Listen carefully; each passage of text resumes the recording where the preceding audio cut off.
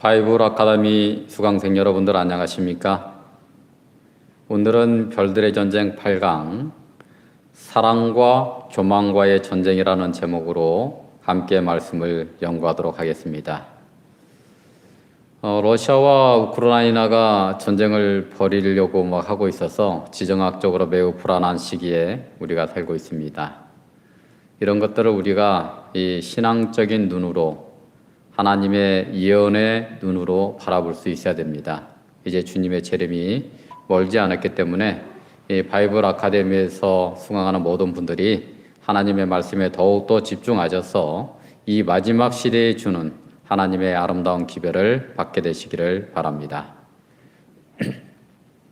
오늘은 요한계시록 14장에 나타나 있는 세 천사의 기별을 중심으로 말씀을 연구하도록 하겠습니다.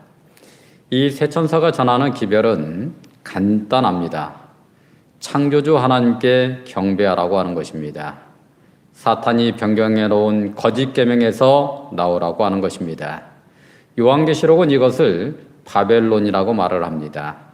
사탄이 하나님의 진리를 변경하여 진리와 비진리 사이에서 우왕좌왕하며 혼탁해진 상태, 이것이 바로 바벨론입니다. 사람들이 하나님을 대적하기 위해서 쌓은 성이 바벨성이었잖아요. 그때 하나님이 언어를 혼잡하게 하심으로 그들을 온 세상에 흩으셨습니다. 혼잡해진 상태, 그것이 바벨입니다. 하나님의 계명과 사탄의 계명 사이에서 혼돈하여 우왕좌왕하는 사람들에게 하나님의 진리로 나와라, 하나님의 계명에서 말씀하시는 하늘과 땅과 바다와 그 가운데 모든 것을 창조하신 창조주 하나님께 바른 경배를 드리라고 하는 말씀이 바벨론에서 나오라고 하는 말씀인 것입니다. 사탄이 창조주 하나님께 드려져야 되는 경배를 하나님의 계명을 변경하여 만든 사탄의 계명을 통해서 짐승과 그의 우상에게 경배하도록 강요하게 될 것입니다. 심지어 짐승과 그의 우상에게 경배하지 않는 모든 사람들을 죽이려고 할 것입니다. 이것이 짐승의 표 환란입니다. 그래서 세 천사의 기별의 마지막 기별인 셋째 천사의 기별은 짐승과 그의 우상에게 경배하지 말라, 짐승의 표를 받지 말라는 명령인 것입니다. 만일 짐승과 그의 우상에게 경배하고 이마에나 손에 그 이름의 표를 받는 자는 누구든지 밤낮힘을 얻지 못하리라고 말씀하고 있습니다. 영원한 멸망을 받을 것이라 경고해 주고 있습니다. 이번 시간에는 짐승의 우상과 짐승의 표에 대해서 제가 좀 더 상세하게 연구하기로 했는데 제가 기도가 부족해서 하나님으로부터 명쾌한 답을 아직 듣지를 못했습니다. 요한계시록 13장에 나오는 짐승은 교환권을 말하죠. 첫 번째 짐승이. 그리고 새끼양 같은 짐승은 미국에 의해서 교환권을 위하여 짐승의 우상이 세워지게 될 것입니다. 그리고 짐승이 변경하여 만들어 놓은 사탄의 계명대로 짐승과 그의 우상에게 경배를 강요하는 법령이 만들어질 것인데, 지금까지 연구에 의하면 일요일 휴업령에 의하여 짐승과 그의 우상에게 강제로 경배하게 만들 것입니다. 어떤 분은 이것을 이렇게 해석하시더라고요. 요한계시록 13장 16절에 보게 되면 오른손에나 이마에 표를 받게 한다라고 말씀하고 계시고, 요한계시록 14장 9절에서 말씀하시기를 만일 누구든지 짐승과 그의 우상에게 경배하고 이마에나 손에 표를 받으면 이라고 말씀하고 계시거든요. 이 이마는 우리가 생각하고 판단하는 전두엽이 있는 장소입니다. 그래서 이마에 표를 받는다고 하는 것은 사탄에게 완전히 미혹되어서 사탄의 계명이 진리라고 생각해서 자원하여 짐승의 표를 받는 사람을 말하고, 손의 표를 받는다고 하는 것은 머리로는 동의하지 않지만 믿음이 약하고 죽는 것이 두려운 나머지 강제로 짐승의 표를 강요할 때에 그 표를 받는 사람들이라고 해석하는 분도 계시더라고요. 하여튼 간에 차이든 타이든 간에 짐승의 표를 받는 사람들을 말하는 것입니다. 제가 짐승의 우상이 무엇인지 지혜를 달라고 하나님께 간절히 정말 기도드렸는데 아직 명확한 답을 주시지 않는 것에 대해서 제가 이렇게 생각해 보았습니다. 짐승의 우상은 교황권을 위하여 미국이 세우게 될 우상은 분명합니다. 그죠? 그런데 그 우상이 세워지는 때라야 그 우상이 무엇인지를 분명하게 알 수가 있는 것입니다. 제가 이제 얼마 전에 동물의 왕국이라는 프로그램을 본 적이 있습니다. 제가 앞이 안 보이기 때문에 물론 소리로 들었습니다. 이 나뭇잎 사이에 숨어 사는 작은 뱀이 농부들을 겁에 질리게 한대요. 이 동남아 일대에 사는 초록 살모사인데요. 이것은 나무 위에 서 있는 잎사귀에 변장하고 숨어 있기 때문에 아주 주의 있게 보지 아니하면 살모사인지 그냥 살아있는 나무 이파리인지 구별이 가지 않는 것입니다. 또 말레이 살모사가 있는데 이 살모사는 이제 땅에 살아요. 근데 이 땅에 사는데 나뭇잎하고 아주 떨어진 나뭇잎하고 너무나 유사하기 때문에 그렇게 변장하고 있어서 사람들이 밟아서 물리는 사고가 아주 빈번하다고 그럽니다. 살모사에게 물리고 싶어서 물리는 사람은 단 한 사람도 없을 것입니다. 알면서도 주의하지 아니하면, 자세히 관찰하지 아니하면 물려서 생명까지도 잃게 되는 것입니다. 짐승의 우상에게 경배하면 안 된다라고 하는 것을 모든 그리스도인들은 다 알고 있습니다. 그럼에도 불구하고 깨어서 성령의 도움으로 주의 있게 관찰하지 아니하면 속아서 잘못된 경배를 드림으로 멸망받게 되는 것입니다.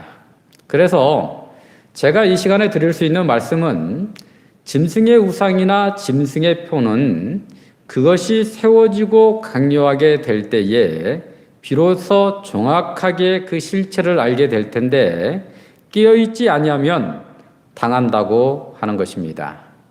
성령의 지혜를 힘입지 아니하면 경배를 강요하는 짐승의 수 666을 분별할 수가 없는 것입니다. 당한 후에야 알게 되는 것입니다. 그래서 이 바이블 아카데미를 수강하시는 모든 분들은 안약을 사서 눈에 발라 변장하여 세워지게 될 짐승의 우상을 잘 분별하시고 주님의 보혈로 씻어 어린 양의 혼인잔치에 들어가기에 부족함이 없도록 흰옷을 입게 되시기를 바랍니다.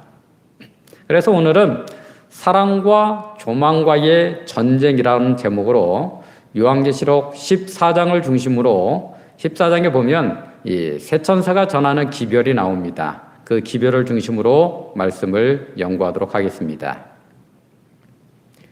별들의 전쟁, 이것은 살아계신 하나님과 교만한 사탄과의 전쟁이 하늘에서 발발하게 되었습니다. 계속 우리가 살펴본 대로 아침의 아들 계명성이 하나님 대신 경배를 받으려는 교만한 마음을 품게 되면서 새벽별이 사탄이 되게 된 것입니다. 그리고 이 사탄은 하늘 천사 3분의 1을 미혹하여 자신의 편으로 삼는데 성공하게 됩니다. 그래서 별들의 전쟁이 본격적으로 시작하게 된 것입니다. 그렇다면 여러분, 사탄이 어떻게 하늘 천사 3분의 1을 미혹하는데 성공할 수가 있었을까요? 이 천사들은요, 하나님을 수종드는 존재들이에요. 그런데 어떻게 그들이 하나님을 배반하고 사탄의 편에 서게 되었을까요? 우리가 모든 것을 다 알 수는 없습니다. 이 성경에서 보여주고 있는 한도 내에서 생각해 보면 사탄은 하나님과의 전쟁에서 계속 하나님의 법을 공격하는 것을 우리가 지금까지 살펴보았어요. 아담과 하와를 타락시킨 것도 하나님께서 세우신 법인 선악과를 따먹지 말라는 법을 어기게 함으로 타락시킨 것입니다. 하나님께서 아담에게 선악과를 따먹지 말라고 하신 것은 하나님이 아담을 지극히 사랑했기 때문에 세우신 법입니다. 그런데 아담의 아내인 하와가 뱀에게 유혹을 받을 때에 뱀이 이렇게 유혹을 하죠. 창세기 3장 1절에 보면 뱀이 여자에게 물어 가로되 하나님이 참으로 너희로 동산 모든 나무의 실과를 먹지 말라 하시더냐. 여자를 이렇게 그냥 한번 흔들어 보는 것입니다. 그때 여자가 이렇게 말을 합니다. 창세기 3장 2절로 3절. 여자가 뱀에게 말하되 동산나무의 실과를 우리가 먹을 수 있으나 동산 중앙에 있는 나무의 실과는 하나님의 말씀에 너희는 먹지도 말고 만지지도 말라. 너희가 죽을까 하노라 하셨느니라. 하나님께서는 내가 먹는 날에는 정령 죽으리라고 강력하게 말씀하셨는데 여자는 죽을까 하노라. 죽을 수도 있어. 약간의 의심을 갖게 한 것입니다. 여자는 하나님의 사랑에 대해서 그 마음이 흔들리게 된 것입니다. 하나님의 사랑에 대해서 확신했다면 절대로 흔들리지 않았을 것입니다. 흔들리는 여자의 마음에 뱀이 바람을 불어넣습니다. 너희가 결코 죽지 아니하리라. 여자가 하나님의 사랑과 뱀의 달콤한 유혹 앞에서 혼돈하게 되었을 때에 뱀이 욕망의 불을 그녀의 가슴에 던지게 됩니다. 창세기 3장 5절입니다. 너희가 그것을 먹는 날에는 너희 눈이 밝아 하나님같이 되어 선악을 알 줄을 하나님이 아시느니라. 하나님같이 된다는 욕망의 불을 받은 여자가 선악과를 바라볼 때에 전혀 다른 느낌으로 다가오게 되는 것입니다. 창세기 3장 6절입니다. 여자가 그 나무를 본즉 먹음직도 하고 보암직도 하고 지혜롭게 할 만큼 탐스럽기도 한 나무인지라. 전에는 여자가요, 그 나무를 바라보면서 하나님께서 선악과를 따먹지 말라고 한 그 말씀을 기억하면서 하나님의 사랑을 느꼈습니다. 이제는 정반대로 하나님의 사랑을 의심하면서 먹음직도 하고 보암직도 하고 지혜롭게 할 만큼 탐스럽기도 한 나무인지라. 여자의 마음이 하나님의 사랑에 대해서 의심하기 시작한 것입니다. 그 결과가 이어지는 말씀입니다. 여자가 그 실과를 따먹고 자기와 함께한 남편에게도 주매 그도 먹은지라. 하나님의 사랑을 의심하게 되자 어떻게 됐어요? 하나님의 말씀을 어기게 되는 자리에까지 나가게 된 것입니다.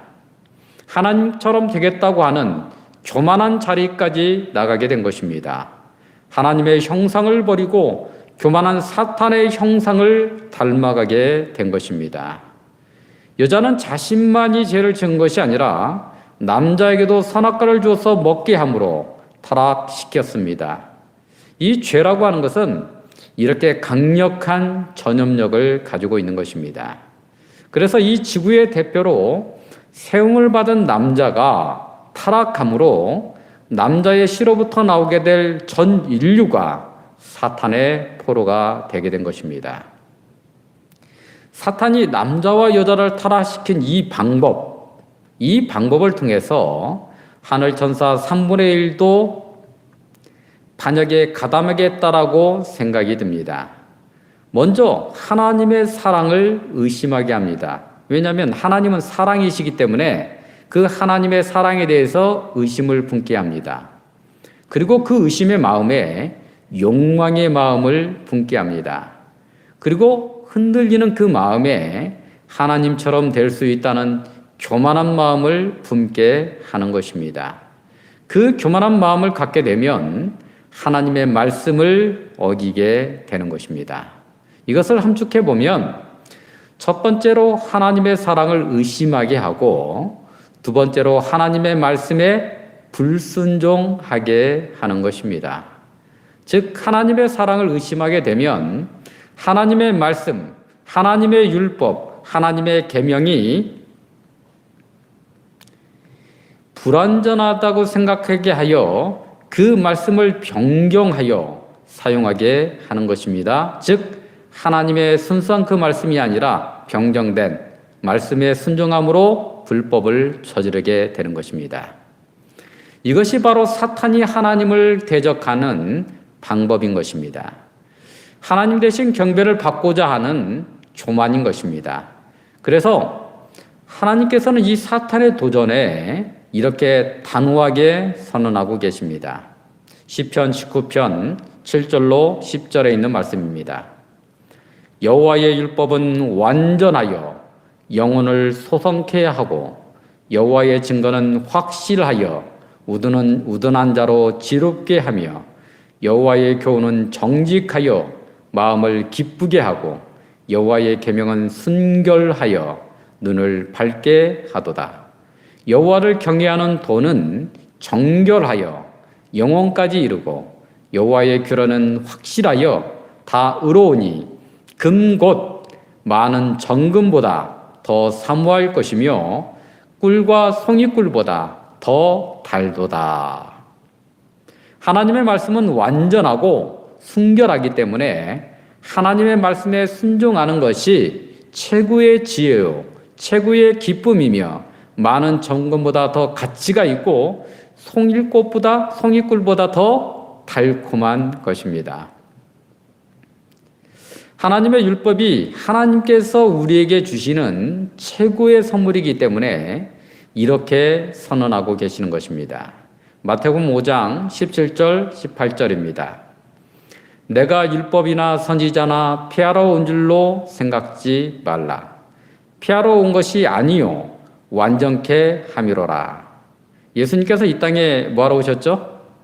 물론 우리 죄를 짊어지시기 위해서 이 땅에 왔는데 하나님의 율법이 완전하다는 것을 증거하기 위해서 온 것입니다. 율법을 피하기 위해서 온 것이 아니라 하나님의 율법은 완전하고 순수하기 때문에 한 점 티끌도 없이 이 율법은 온전히 지킬 수 있음을 증거하기 위해서 왔다고 하는 것입니다. 그래서 주님께서 이 땅에 오신 것은 율법을 피하러 오신 것이 아니라 율법은 완전하고 순결한 것임을 증거하러 오신 것입니다. 진실로 너희에게 이르노니 천지가 없어지기 전에는 율법의 1.1핵이라도 반드시 없어지지 아니하고 다 이루리라. 예수님께서는 율법은 불완전하기 때문에 지킬 수 없다는 사탄의 도전에 지킬 수 있음을 증거하러 오셨고 사랑과 율법은 사랑과 공의는 다른 것 같지만 하나라고 하는 사실을 증거하기 위해서 오신 것입니다. 그리고 주님께서는 100% 아버지 하나님의 말씀에 순종하셨습니다. 그래서 십자가에서 사랑과 공의가 하나로 만나는 것을 증거하신 것입니다. 주님께서는 손을 넓게 벌려서 사랑으로 이 세상을 품으셨습니다. 그리고 무지한 생애를 사심으로 하나님의 공의를 다 이루심으로 율법의 이 요구를 다 이루심으로 죄로 인해서 끊어졌던 하나님과 인류를 이어주시는 하늘 사닥다리가 되신 것입니다. 여러분들이 생각해 예수님께서는 어떻게 사탄과 하늘 천사 3분의 1이 하나님의 말씀에 순종한 일을 실패한 일에 남자와 여자가 하나님의 말씀에 순종하는 일에 실패한 일을 성공할 수가 있었을까요? 무엇이 달랐기에 그것이 가능했냐 이것입니다. 그분이 하나님이시기 때문에 가능했을까요? 아니라고 하는 것입니다. 예수님은 아버지 하나님의 사랑을 티끌만큼도 의심하지 않았기 때문에 아버지 하나님의 모든 말씀, 그분의 율법에 100% 순종할 수가 있었던 것입니다. 그러므로 여러분, 별들의 전쟁, 선과 악의 전쟁은 사랑과 교만과의 전쟁임을 알아야 되는 것입니다. 인간의 본능은 살고자 하는 것입니다. 그런데 만약에 아들이 급류에 빠져가지고 죽게 되었을 때에 사람들은 내가 저 사람을 구하러 물에 뛰어들면 내가 살 수 있을 것인가 죽을 것인가를 먼저 생각하게 되겠죠. 그런데 그 아들을 사랑하는 어머니는 어떻겠습니까? 자신이 수영을 할 수 있든지 없든지 관계없이 뛰어드는 것입니다. 죽음의 본능을 뛰어넘는 것입니다. 이유는 사랑하기 때문에 그렇죠. 마지막 짐승의 표 환란이 밀어닥치게 되었을 때에 누가 죽음을 무릅쓰고 하나님의 말씀에 순종하게 될까요? 신학 박사일까요? 교회를 오래 다닌 성도들일까요? 아닙니다. 하나님을 진정으로 사랑하는 사람만이 하나님의 말씀에 100% 순종할 수가 있는 것입니다. 요한복음 14장 15절에 이렇게 말씀하십니다. 너희가 나를 사랑하면 나의 계명을 지키리라. 마지막 짐승의 표 환란 때에도 하나님을 사랑하는 성도들만이 하나님의 계명대로 창조주 하나님께 경배를 드리고 짐승과 그의 우상에게 경배하지 않게 될 것입니다. 진정으로 하나님을 사랑하는 성도들만이 목숨의 위협을 받는 짐승의 표를 강요한다 할지라도 받지 않을 수 있는 것입니다. 그러한 사람들만이 하나님께서 인류에게 주시는 마지막 자비의 기별을 전하는 마지막 사명을 감당하게 되는 것입니다. 그 여자의 남은 자손을 누가 죽이려고 덤벼드는 거예요? 지난 시간에 배우셨던 요한계시록 12장 17절에 보게 되면 용이 분노하여 돌아가서 남은 자손들은요, 용과 싸우는 것입니다. 남은 자손들이 용보다 힘이 강해서 싸우는 것이 아닙니다. 이 사탄의 군사들은 마지막 때가 되면 수많은 이적을 일으키고 심지어 하늘에서 불이 내려오게 하는 기적을 보여주게 될 것입니다. 누구처럼요? 하나님의 참종인 엘리야처럼.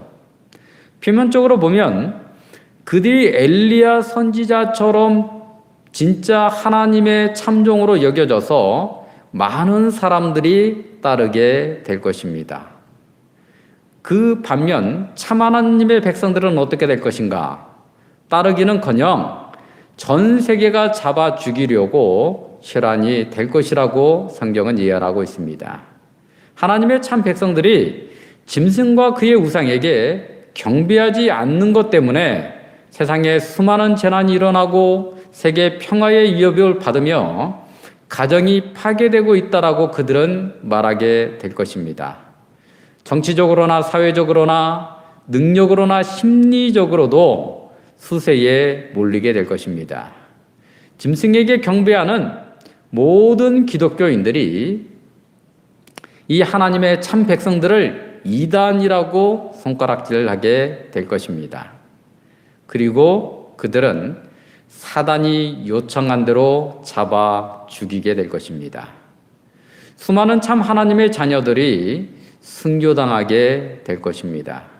그럼에도 불구하고 누가 마지막까지 진리의 복음을 전하며 창조주 하나님께 참된 경배를 드리며 남아있게 될 것인가? 예언의 말씀을 통해서 사탄의 정체를 파악하고 사탄이 어떤 전략 전술로서 하나님의 참 백성들을 속이고 공격하게 될 것인가? 그리고 하나님을 진정으로 사랑하는 사람들만이 남아있게 될 것이라는 것입니다. 그 남은 무리를 요한계시록 14장 1절에서는 이렇게 말씀해 주고 있습니다. 또 내가 보니 보라 어린 양이 시온산에 섰고, 이 어린 양이 시온산에 섰다는 것은 지금 구원받아가지고 하늘 시온산에 구원받아서 들어간 장면을 나타내고 있는 것입니다. 그와 함께 14만 4천이 섰는데 그 이마에 어린 양의 이름과 그 아버지의 이름을 쓴 것이 있도다. 이 이마, 그죠? 이 이마, 이 정수리에 어린 양의 이름과 아버지의 이름을 썼다는 것이 무엇을 의미하는 걸까요? 어린 양으로서 우리의 죄를 짊어지시고 십자가에 돌아가신 우리 주님의 사랑과 그 아들을 보내주신 아버지의 사랑을 경험한 사람들을 뜻하는 것입니다. 진정으로 하나님의 사랑을 경험한 사람들만이 죽음 앞에서도 하나님의 계명에 순종하게 되어 있는 것입니다. 마치 다니엘의 세 친구처럼 말이죠. 살아서 주님을 영접할 14만 4천이 강해서가 아니라 하나님께서 도우시고 보호하여 주심으로 그들이 짐승의 표 환난을 통과하고 7장을 통과하여 살아서 주님의 재림을 맞이하게 될 것입니다. 여러분, 지금이 어느 시대라고 생각이 드세요? 하나님께서 요한계시록 7장에 나와 있는 것처럼 하나님께서 14만 4천의 이마에 하나님의 인을 치는 시대입니다. 그래서 이 인치는 일이 끝나게 되면 네 천사가 붙잡고 있는 세상 바람을 놓게 되는 것입니다. 여기에서 바람은 전쟁이나 각종 천연재해, 주님의 재림의 징조들을 말하고 있는 것입니다. 7 재앙과 7장도 여기에 포함이 되겠죠. 그래서 바람을 완전히 놓게 될 때에 7장이 임하게 되는 것입니다. 오늘 아침에 새벽에 제가 한 5시쯤에 인터넷에서 신문을 이렇게 검색해 보았습니다. 우크라이나와 러시아가 전쟁이 임박해 있는데 이러한 타이틀로 기사가 올라와 있는 것을 확인했습니다. 나토, 우크라 주변, 동유럽 방위력 증강, 미국 배치도 검토, 이렇게 돼 있어요. 그러니까 이 러시아가 우크라이나를 침공하기 위해서 국정지대에 10만 명에 달하는 군사를 배치를 하자 북대서양 조약기구 나토가 동유럽 지역에 방위력 증강을 결정한 것입니다. 여기는 이제 여러 유럽에 있는 나라들이 여기에 포함이 됩니다. 또한 미국도 수천 명의 군사를 파견하는 것을 검토하고 있는 상태입니다. 그리고 이제 그 이후에 보니까 나토하고 미국하고 연합 작전 훈련을 한다는 보도를 보게 되었습니다. 그래서 이 전쟁이 언제 터질지 지금 모르는 상황에 우리가 지금 살고 있는 것입니다. 코로나19를 포함해서 해저에서 화산이 폭발해 올라오고 세계 곳곳에서 지진이 일어나고 수많은 천연재해들이 빈번하고 그리고 강력하게 발생하고 있는 것입니다.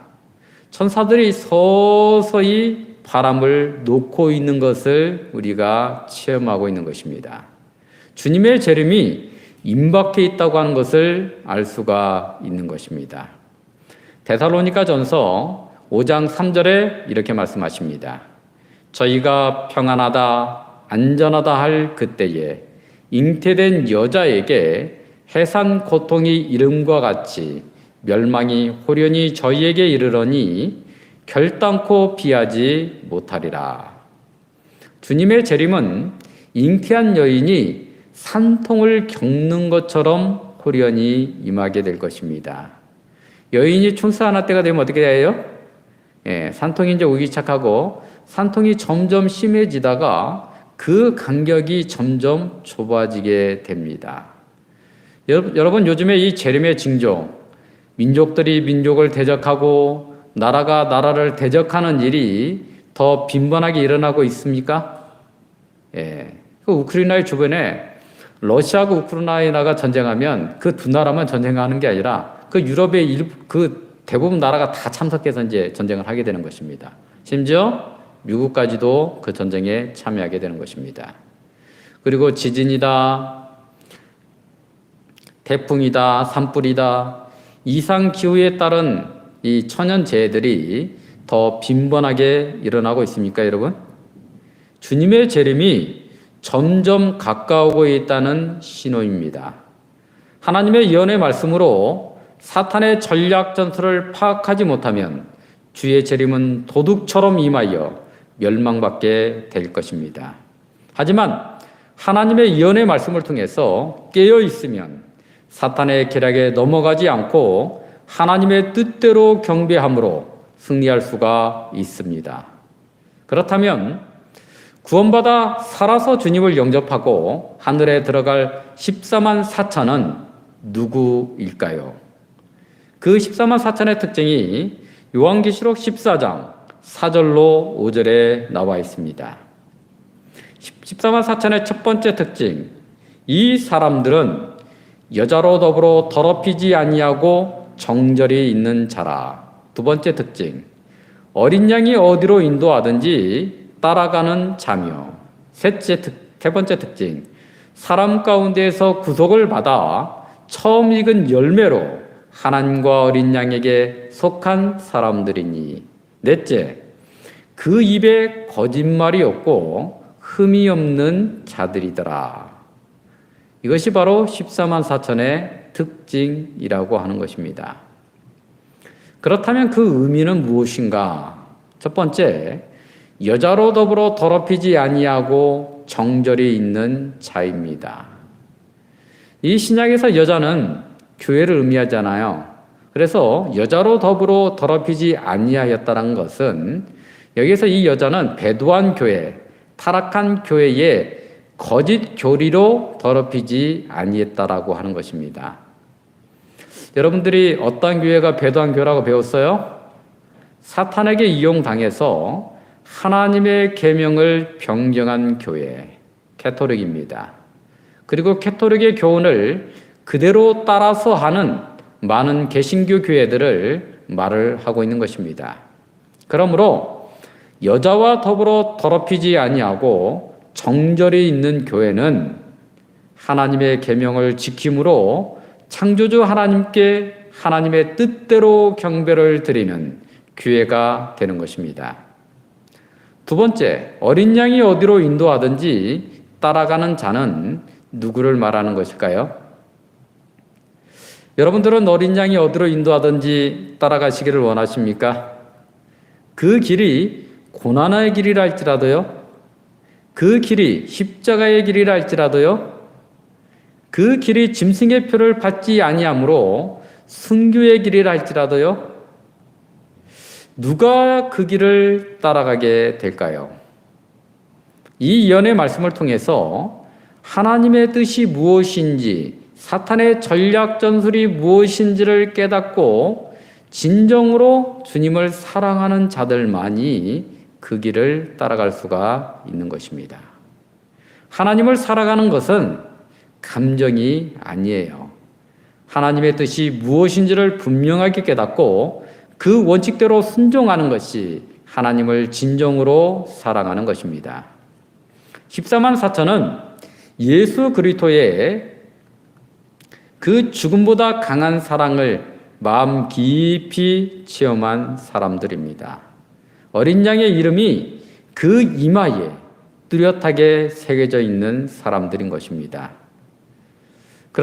그러므로 여러분들이 만약에 14만 4천이 되고 싶으시다면 이 예언의 말씀을 통해서 하나님께 드리는 참된 경배가 무엇인지를 깨달을 뿐만 아니라 예수님의 사랑을 가슴 깊이 체험하게 되시기를 바랍니다.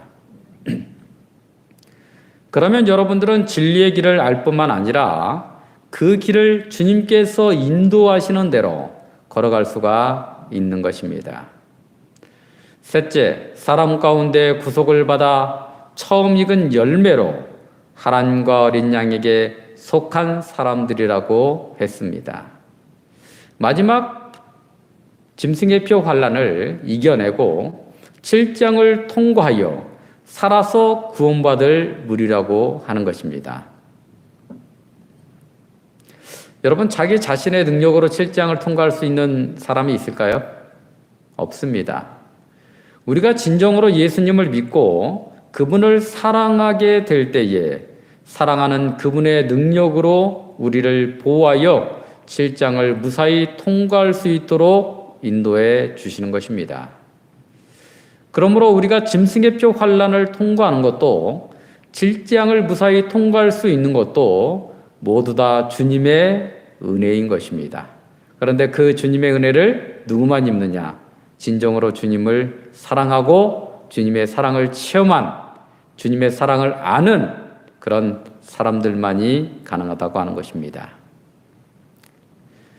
그래서 전적으로 주님을 믿고 주님을 사랑하게 되면 그 주님께 자기 자신을 송두리째 맡길 수가 있고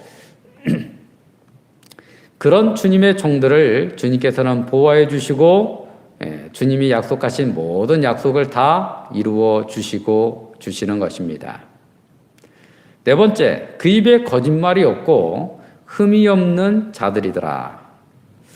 여기서 말하는 거짓말은 어떤 거짓말을 말하는 것 같습니까? 여기서 말하는 이 거짓말은 우리가 흔히 말하는 거짓말과 격이 다른 거짓말입니다. 이 거짓말은요, 사탄이 하나님을 대적하기 위해서 하는 거짓말을 말하는 것입니다. 사탄에게 속아서 하나님의 계명이 아닌 거짓 계명에 순종하는 것, 이것도 거짓말입니다. 사도 요한이 기록한 요한 1서 2장 4절에 보면 사도 요한이 말하는 거짓말이 무엇을 의미하는지가 명확하게 나와 있습니다. 요한 1서 2장 4절에 있는 말씀입니다. 저를 아노라 하고 그의 계명을 지키지 아니하는 자는 거짓말하는 자요 진리가 그 속에 있지 아니하되. 여기서 보니까 거짓말하는 자가 하나님의 계명을 지키지 아니하는 자라고 말씀하고 있습니다. 여러분, 누가 하나님의 계명을 변경해 놨죠? 로마 교황권이었죠. 교황권이 거짓말의 대부이고 그 거짓말을 많은 개신교 교회들이 따라서 하고 있는 것입니다. 요한 1서 2장 22절에 이렇게 말씀하십니다. 거짓말하는 자가 누구뇨? 예수께서 그리스도이심을 부인하는 자가 아니뇨. 이게 예수께서 그리스도이심을, 하나님이심을, 창조자 하나님이심을 부정하는 건 뭐예요? 거짓말을 하는 자가 그렇게 한다는 거예요. 그래서 예수님을 하나님의 계명대로 순종하고 경배하지 않냐고 그 계명을 바꿔서 자기가 경배를 받고자 하는다. 이게 이제 거짓말인 것입니다. 아버지와 아들을 부인하는 그가 적 그리스도니. 적 그리스도의 정체가 여기에 분명하게 나오고 있습니다. 적 그리스도는 하나님의 계명을 변경하여 예수 그리스도와 하나님을 대적하는 자입니다. 로마 교황권이 거짓말의 대부이고 그 교훈을 그대로 따라서 하는 개신교회는 거짓말의 자녀들이라고 말할 수가 있는 것입니다. 14만 4천은 그들과는 반대로 그 입에 거짓말이 없고 흠이 없는 자들입니다. 하나님의 계명에 순종하고 어린 양의 보혈로 그 옷을 씻은 순결한 사람들인 것입니다. 자, 그러면 14만 4천이 외치게 될 복음이 무엇인가? 그것이 바로 요한계시록 14장 6절로 12절에 나와 있습니다. 이것을 세천사가 이제 전하는 기별이다 해서 세천사의 기별이라고도 말을 합니다. 요한계시록 14장 6절 말씀. 또 보니 다른 천사가 공중에 날아가는데 땅에 거하는 자들 곧 여러 나라와 족속과 방언과 백성에게 전할 영원한 복음을 가졌더라. 온 지구촌 사람들에게 외칠 것이라고 말씀하고 있습니다. 지금은 영원한 복음을 외쳐도 별로 듣는 사람이 별로 없는 것 같아요. 그리고 반응이 좀 시원찮은 것 같습니다. 하지만 짐승의 표 환란이 이르게 되면 전 세계에 삽시간에 이 자비의 마지막 초청의 기별이 울려 퍼지게 될 것입니다. 그 기별의 내용이 무엇인가? 첫 번째 기별입니다. 요한계시록 14장 7절 말씀. 그가 큰 음성으로 가로되 하나님을 두려워하며 그에게 영광을 돌리라. 이는 그의 심판하실 시간이 이르렀음이니. 이게 하나님께 영광을 돌리라고 하는 것은 이제 심판하실 시간, 주님의 재림이 임박해 있다 이것입니다. 하늘과 땅과 바다와 물들의 근원을 만드신 이를 경배하라 하더라. 하나님의 계명대로 창조주 하나님께 경배하라고 하는 것입니다. 두 번째 기별입니다. 요한계시록 14장 8절입니다. 또 다른 천사 곧 둘째가 그 뒤를 따라 말하되 무너졌도다 무너졌도다 큰 성 바벨론이여 모든 나라를 그 음행으로 인하여 진노의 포도주로 먹이던 자로다 하더라. 이 진노의 포도주는 뭐예요? 진노의 포도주는 하나님의 자비가 없는 그런 이 포도주를 말합니다. 이게 이제 이 바벨론에서 끝까지 버티고 있으면서 이 하나님의 이 마지막 초청의 기별을 응하지 않는 사람은 하나님의 마지막 진노를 받게 될 것을 말하고 있습니다. 그래서 잘못된 경배에서 나오라고 말하고 있는 것입니다. 사단이 혼탁해 놓은 사탄의 거짓 계명에서 나오라고 말하는 것입니다. 명확하지 않습니까, 여러분? 세 번째 기별입니다. 요한계시록 14장 9절로 11절에 있는 말씀입니다. 또 다른 천사 곧 셋째가 그 뒤를 따라 큰 음성으로 가로되 만일 누구든지 짐승과 그의 우상에게 경배하고 이마에나 손에 표를 받으면 그도 하나님의 진노의 포도주를 마시리니 그 진노의 잔에 섞인 것이 없이 부은 포도주라. 거룩한 천사들 앞과 어린 양 앞에서 불과 유황으로 고난을 받으리니 이게 심판이지 않습니까? 그 고난의 연기가 세세토록 올라가리로다.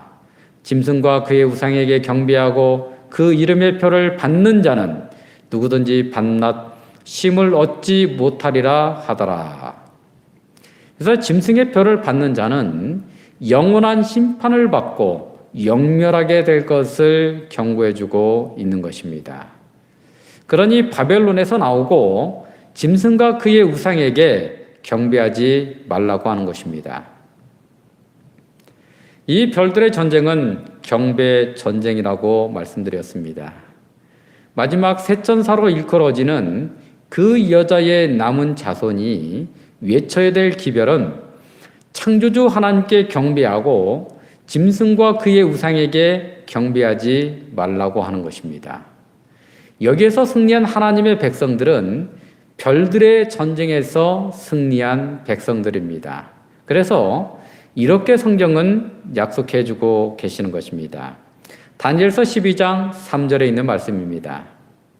지혜 있는 자는 궁창의 빛과 같이 빛날 것이요 많은 사람을 옳은 대로 돌아오게 한 자는 별과 같이 영원토록 비추리라. 하나님의 남은 자손으로서 이 마지막 자비의 초청의 기별을 전함으로 많은 사람들을 옳은 대로 돌아오게 한 자는 하늘의 별과 같이 비추게 해주시겠다고 약속하고 있는 것입니다. 하나님의 뜻을 깨닫고 바른 경배를 드릴 뿐만 아니라 그 기별을 전하는 자녀들은 별들의 전쟁에서 승리하여 하늘의 별과 같이 되게 하여 주겠다라고 약속하고 있는 것입니다. 사탄은 하나님을 대적하여 자기 스스로 높아지고자 했기 때문에 잠깐 빛나다가 사라져버릴 별똥별에 불과한 것이고, 하나님의 자녀들은 온전히 하나님의 사랑에 감동되어 하나님의 진리를 깨닫고 그 계명에 순종함으로 하나님께서 하늘의 별과 같이 높여 주시겠다라고 약속하고 있는 것이죠. 사랑과 교만과의 전쟁에서 사랑만이 하늘의 별과 같이 영원토록 빛나게 될 것입니다. 마지막 결론입니다. 요한계시록 14장 12절 말씀입니다. 성도들의 인내가 여기 있나니 저희는 하나님의 계명과 예수 믿음을 지키는 자니라. 하나님의 계명과 예수 믿음을 지키는 것이 별들의 전쟁에서 승리할 수 있는 유일한 길임을 명심하시고, 하나님의 계명과 예수 믿음을 지키시는 모든 수강생 여러분들이 되시기를 주님의 이름으로 축원하면서 오늘 강의를 마치도록 하겠습니다. 기도하고 마치겠습니다. 아버지 하나님, 오늘 하나님의 참 백성인 14만 4천이 외치게 될 마지막 자비의 초청의 기별에 대해서 배웠습니다. 그리고 우리가 어떻게 하면 끝까지 하나님의 명령에 순종하고 하나님의 남은 자손으로 살 수 있는지에 대해서 배웠습니다. 진정으로 우리가 하나님의 사랑을 깊이 깨닫고 깊이 체험함으로 어떤 고난과 역경과 환난이 온다 할지라도 결코 굴복하지 않는 하나님의 사랑의 사람들이 될 수 있도록 축복하여 주시옵소서. 저희들의 이 심령이 사랑의 하나님을 닮아가게 하여 주시옵소서. 예수 그리스도의 십자가에서 우리를 위해서 돌아가신 예수 그리스도의 사랑을 담게 하여 주시옵소서. 그래서 앞으로 닥치게 될 모든 환난에서 하나님의 이 예언의 말씀을 통하여 하나님의 진리를 바르게 알므로 하나님을 따를 뿐만 아니라 하나님의 말씀에 100% 순종할 수 있는 사랑의 능력자들이 될 수 있도록 역사하여 주시옵소서.